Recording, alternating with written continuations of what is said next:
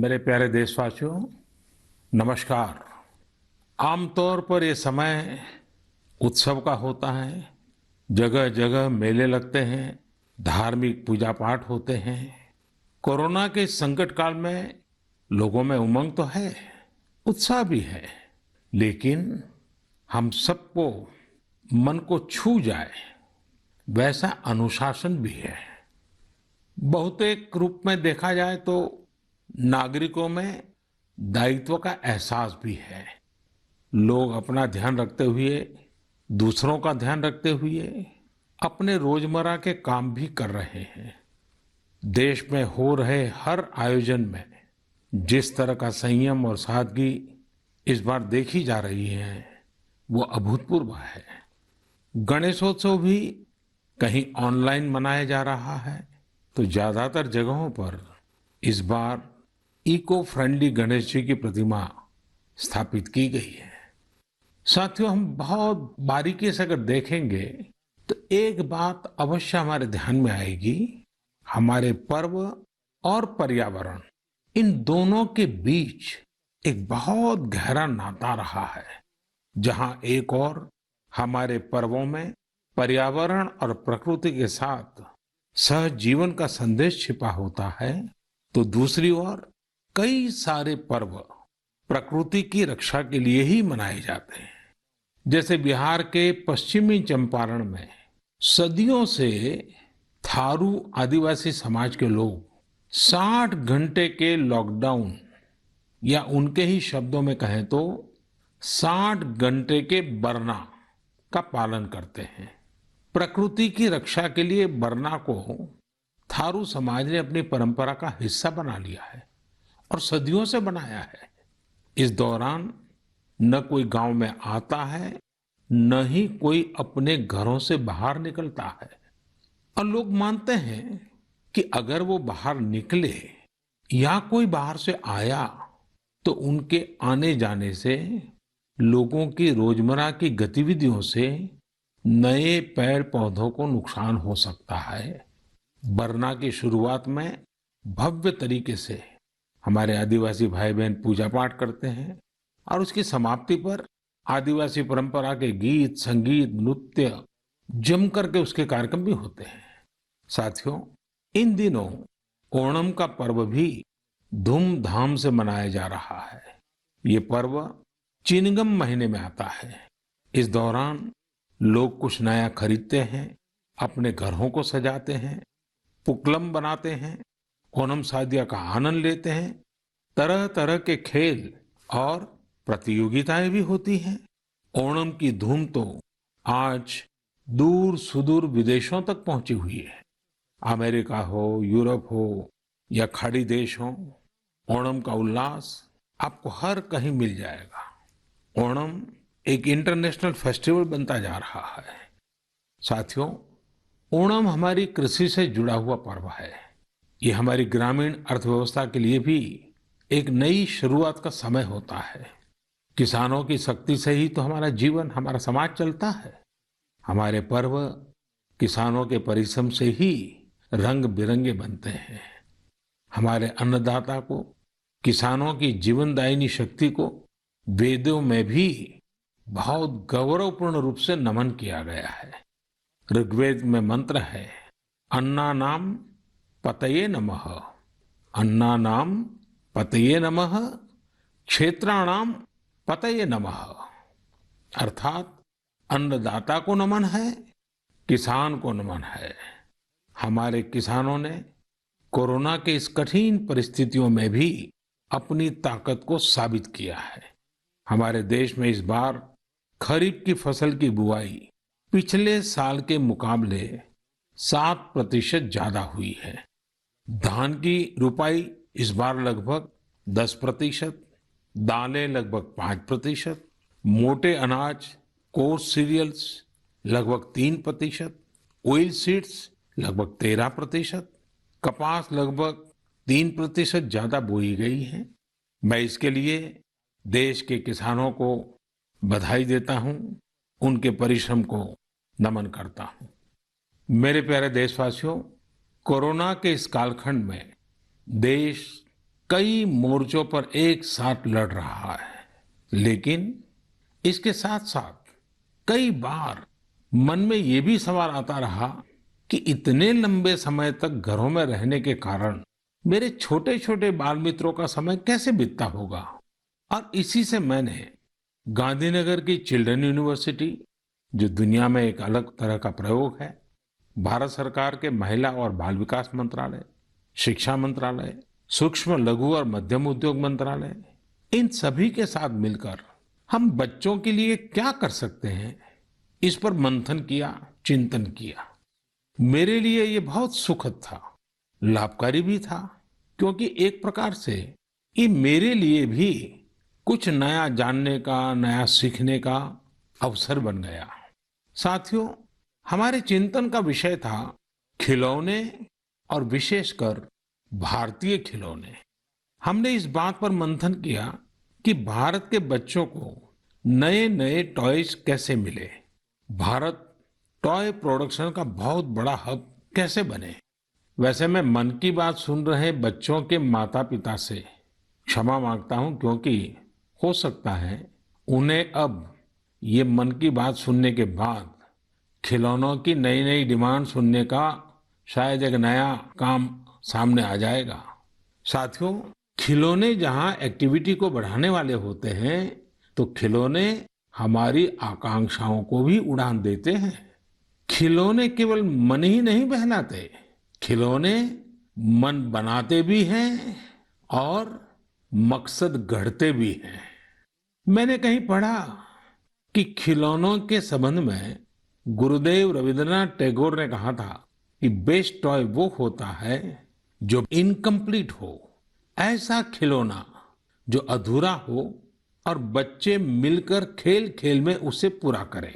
गुरुदेव टैगोर ने कहा था कि जब वो छोटे थे तो खुद की कल्पना से घर में मिलने वाले सामानों से ही अपने दोस्तों के साथ अपने खिलौने और खेल बनाया करते थे। लेकिन एक दिन बचपन के उन मौज मस्ती भरे पलों में बड़ों का दखल हो गया। हुआ ये था कि उनका एक साथी एक बड़ा और सुंदर सा विदेशी खिलौना लेकर आ गया। खिलौनों को लेकर इतराते हुए अब सब साथी का ध्यान खेल से ज्यादा खिलौने पर रह गया। हर किसी के आकर्षण का केंद्र खेल नहीं रहा, खिलौना बन गया। जो बच्चा कल तक सबके साथ खेलता था, सबके साथ रहता था, घुल मिल जाता था, खेल में डूब जाता था, वो अब दूर रहने लगा। एक तरह से बाकी बच्चों से भेद का भाव उसके मन में बैठ गया। महंगे खिलौने में बनाने के लिए भी कुछ नहीं था, सीखने के लिए भी कुछ नहीं था। यानी कि एक आकर्षक खिलौने ने एक उत्कृष्ट बच्चे को कहीं दबा दिया, छिपा दिया, मुरझा दिया। इस खिलौने ने धन का, संपत्ति का, जरा बड़प्पन का प्रदर्शन कर लिया, लेकिन उस बच्चे की क्रिएटिव स्पिरिट को बढ़ने और संवरने से रोक दिया। खिलौना तो आ गया, पर खेल खत्म हो गया और बच्चे का खिलना भी खो गया।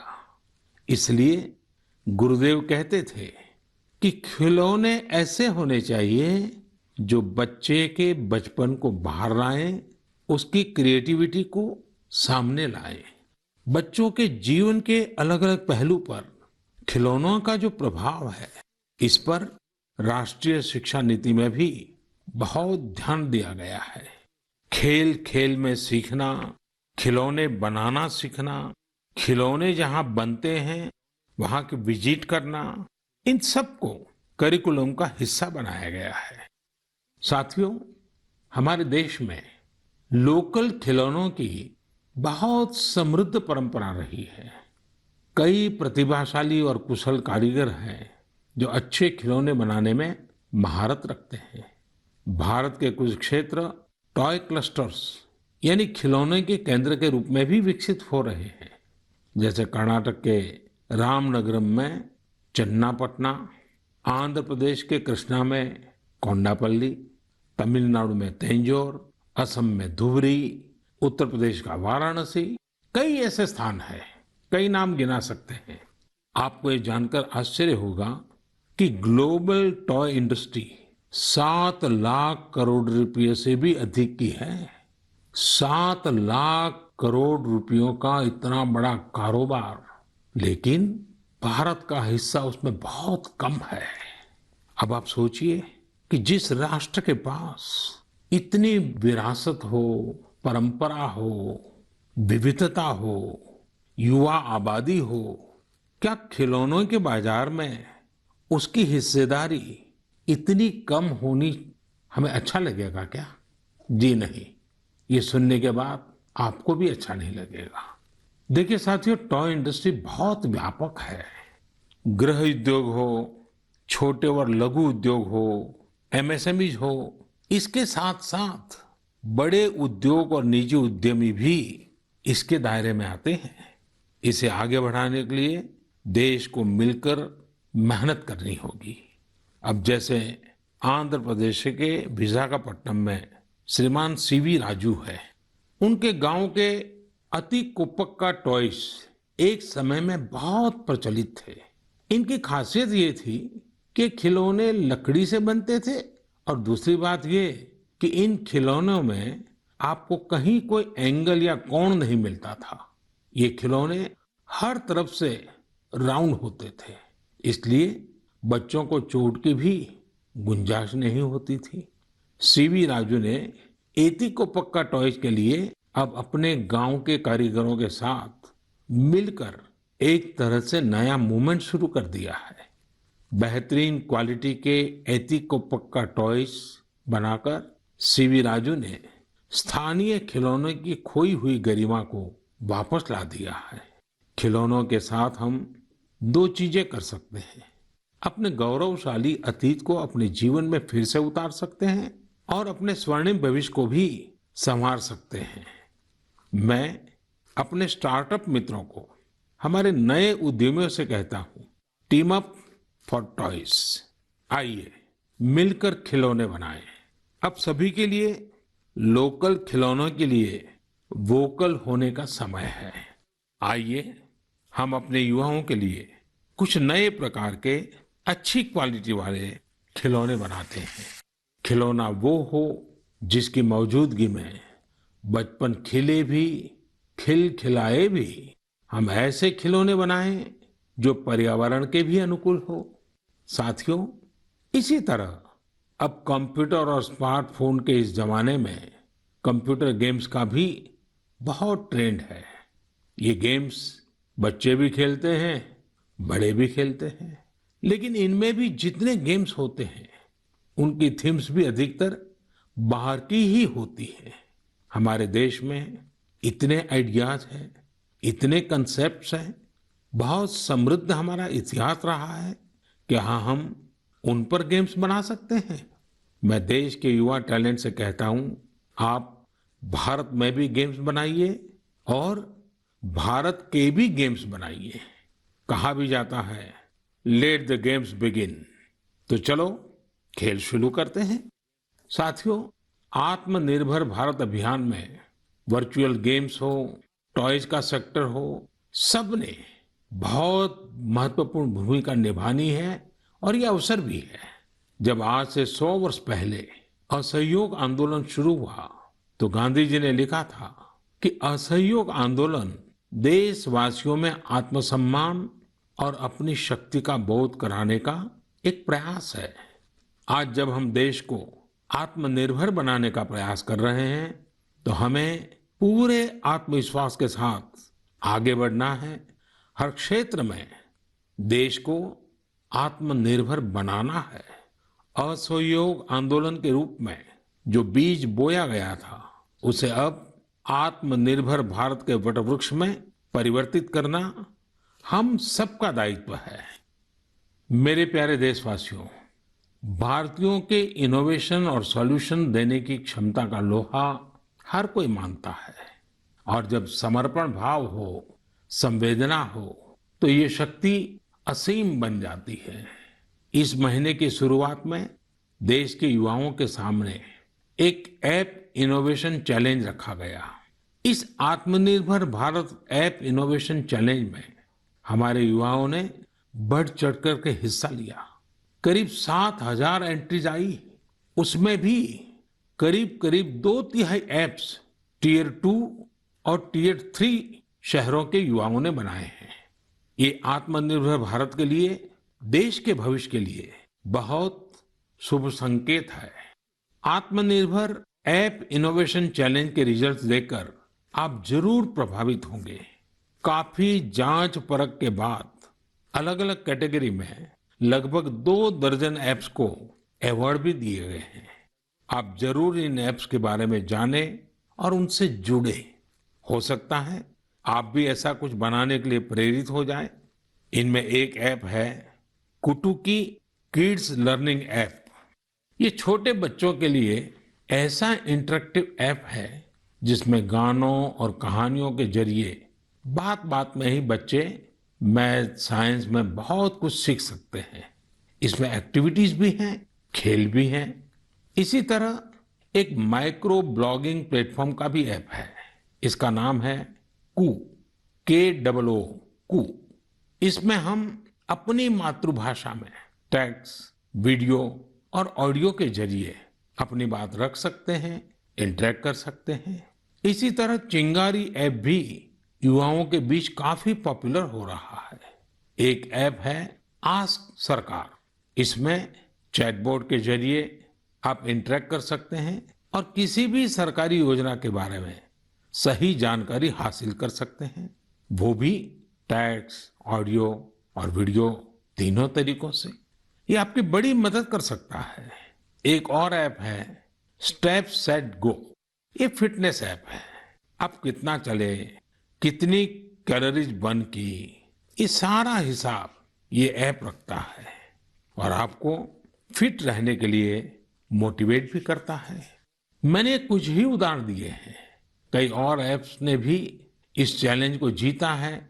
कई बिजनेस ऐप्स हैं, गेम्स के ऐप्स हैं, जैसे is equal to books and expense, Zoho workplace, FTC talent. आप इनके बारे में नेट पर सर्च करिए, आपको बहुत जानकारी मिलेगी। आप भी आगे आए, कुछ इनोवेट करें, कुछ इम्प्लीमेंट करें।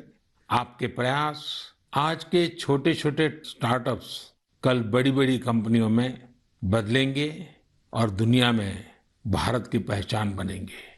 और आप ये मत भूलिए कि आज जो दुनिया में बहुत बड़ी बड़ी कंपनियां नजर आती है ना, वे भी कभी स्टार्टअप हुआ करती थी। प्रिय देशवासियों, हमारे यहाँ के बच्चे, हमारे विद्यार्थी अपनी पूरी क्षमता दिखा पाए, अपना सामर्थ्य दिखा पाए, इसमें बहुत बड़ी भूमिका न्यूट्रिशन की भी होती है, पोषण की भी होती है। पूरे देश में सितंबर महीने को पोषण माह, न्यूट्रिशन मंथ के रूप में मनाया जाएगा। नेशन और न्यूट्रिशन का बहुत गहरा संबंध होता है। हमारे यहाँ एक कहावत है, यथा अन्नम तथा मन्नम, यानी जैसा अन्न होता है वैसा ही हमारा मानसिक और बौद्धिक विकास भी होता है। एक्सपर्ट्स कहते हैं कि शिशु को गर्भ में और बचपन में जितना अच्छा पोषण मिलता है उतना अच्छा उसका मानसिक विकास होता है और वो स्वस्थ रहता है। बच्चों के पोषण के लिए भी उतना ही जरूरी है कि माँ को भी पूरा पोषण मिले। और पोषण या न्यूट्रिशन का मतलब केवल इतना ही नहीं होता कि आप क्या खा रहे हैं, कितना खा रहे हैं, कितनी बार खा रहे हैं। इसका मतलब है आपके शरीर को कितने जरूरी पोषक तत्व, न्यूट्रिएंट्स मिल रहे हैं। आपको आयरन, कैल्शियम मिल रहे हैं या नहीं, सोडियम मिल रहा है या नहीं, विटामिन्स मिल रहे हैं या नहीं, ये सब न्यूट्रिशन के बहुत इंपॉर्टेंट एस्पेक्ट्स हैं। न्यूट्रिशन के इस आंदोलन में पीपल पार्टिसिपेशन भी बहुत जरूरी है। जन भागीदारी ही इसको सफल करती है। पिछले कुछ वर्षों में इस दिशा में देश में काफी प्रयास किए गए हैं। खासकर हमारे गांवों में इसे जन भागीदारी से जन आंदोलन बनाया जा रहा है। पोषण सप्ताह हो, पोषण माह हो, इनके माध्यम से ज्यादा जागरूकता पैदा की जा रही है। स्कूलों को जोड़ा गया है, बच्चों के लिए प्रतियोगिताएं हो, उनमें अवेयरनेस बढ़े, इसके लिए भी लगातार प्रयास जारी हैं।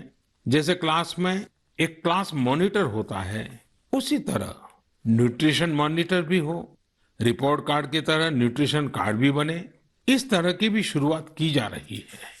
पोषण माह न्यूट्रिशन मंथ के दौरान माय गॉव पोर्टल पर एक फूड एंड न्यूट्रिशन क्विज भी आयोजित की जाएगी और साथ ही एक मीम कंपटीशन भी होगा। आप खुद पार्टिसिपेट करें और दूसरों को भी मोटिवेट करें।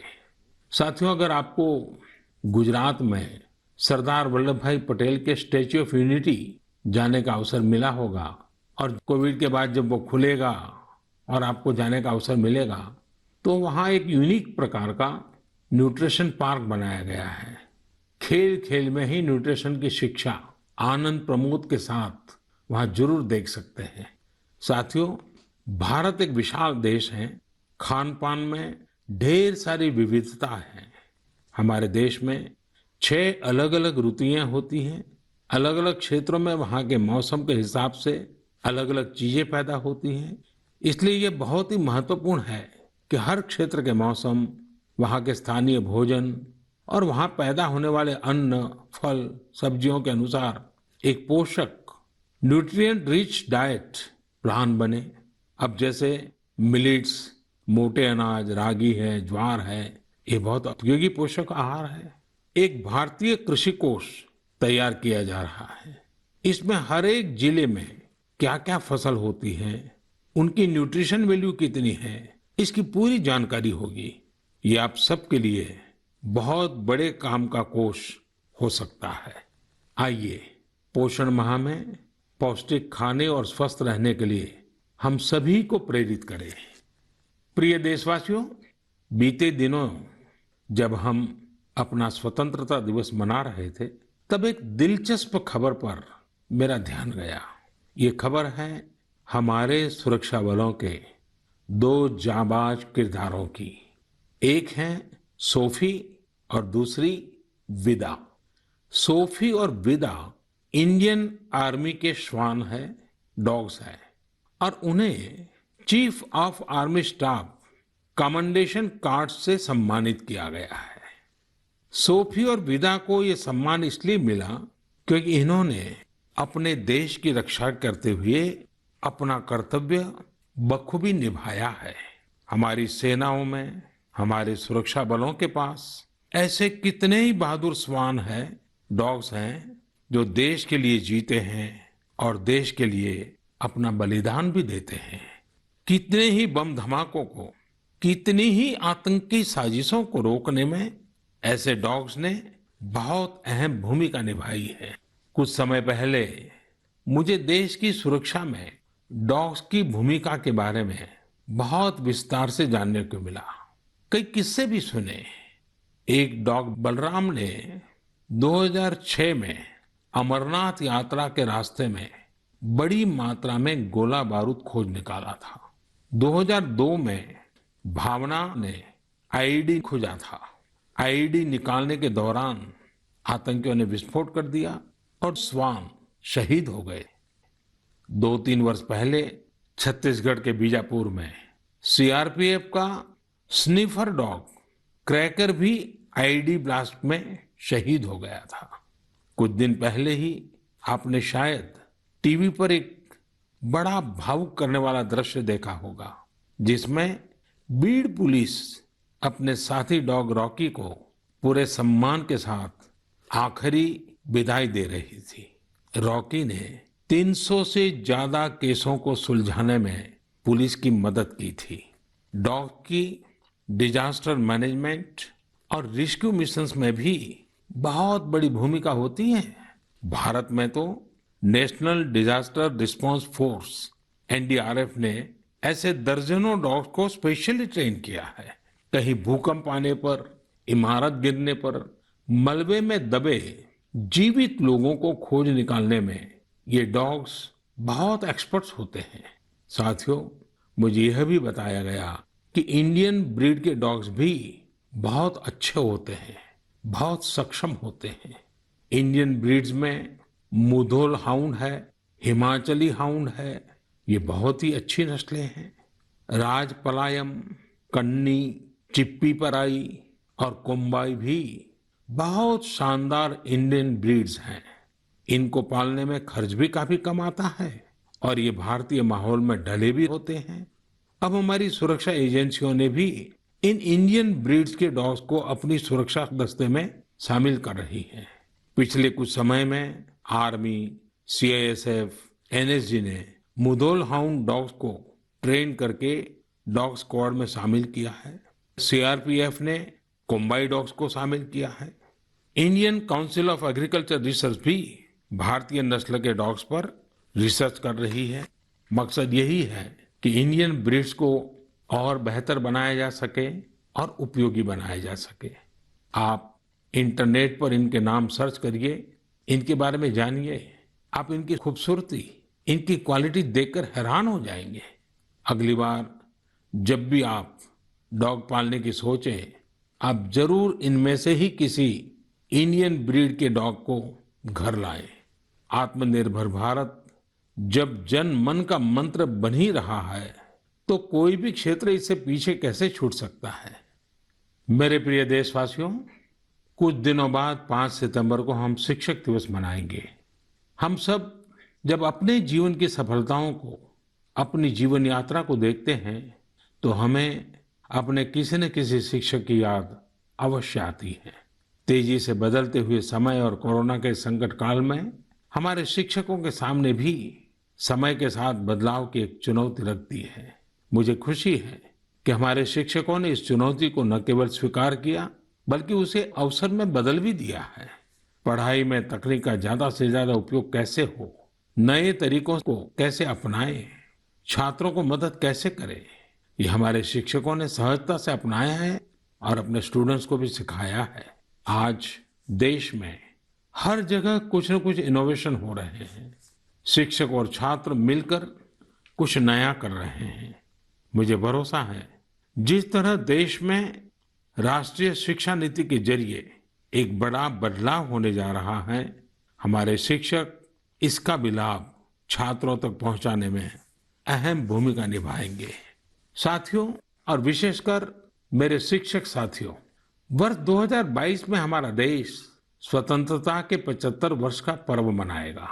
स्वतंत्रता के पहले अनेक वर्षों तक हमारे देश में आजादी का जंग, उसका एक लंबा इतिहास रहा है।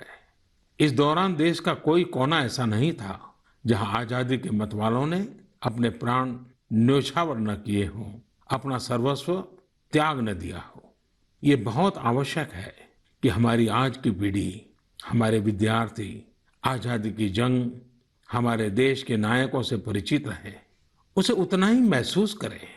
अपने जिले से, अपने क्षेत्र में आजादी के आंदोलन के समय क्या हुआ, कैसे हुआ, कौन शहीद हुआ, कौन कितने समय तक देश के लिए जेल में रहा, ये बातें हमारे विद्यार्थी जानेंगे तो उनके व्यक्तित्व में भी इसका प्रभाव दिखेगा।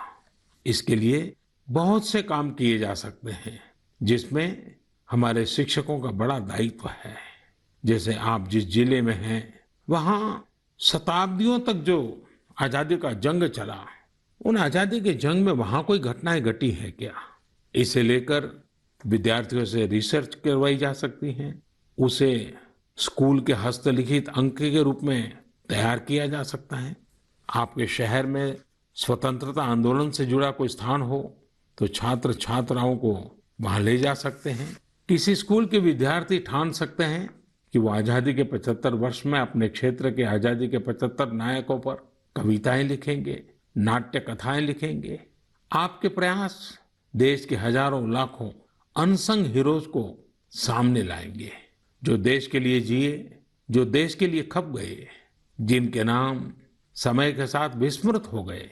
ऐसे महान व्यक्तित्वों को अगर हम सामने लाएंगे, आजादी के 75 वर्ष में उन्हें याद करेंगे, तो उनको सच्ची श्रद्धांजलि होगी। और जब 5 सितंबर को शिक्षक दिवस मना रहे हैं, तब मैं मेरे शिक्षक साथियों से जरूर आग्रह करूंगा कि वे इसके लिए एक माहौल बनाएं, सबको जोड़ें और सब मिलकर के जुट जाएं। मेरे प्रिय देशवासियों, देश आज जिस विकास यात्रा पर चल रहा है, इसकी सफलता सुखद तभी होगी जब हर एक देशवासी इसमें शामिल हो, इस यात्रा का यात्री हो, इस पथ का पथिक हो। इसलिए ये जरूरी है कि हर एक देशवासी स्वस्थ रहे, सुखी रहे और हम मिल करके कोरोना को पूरी तरह से हराएं। कोरोना तभी हारेगा जब आप सुरक्षित रहेंगे, जब आप 2 गज की दूरी, मास्क जरूरी, इस संकल्प का पूरी तरह से पालन करेंगे। आप सब स्वस्थ रहिए, सुखी रहिए।